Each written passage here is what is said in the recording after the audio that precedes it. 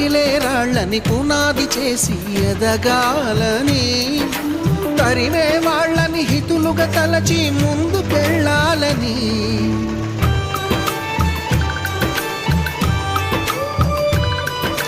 కన్నుల నీటిని కలల సాగుకై వాడుకోవాలని, కాల్చే నిప్పుని ప్రమిదగా మలచి కాంతి పంచాలని, గుండెతో ధైర్యం చెప్పెను, చూపుతో మార్గం చెప్పెను, అడుగుతో గమ్యం చెప్పెను. నేనున్నానని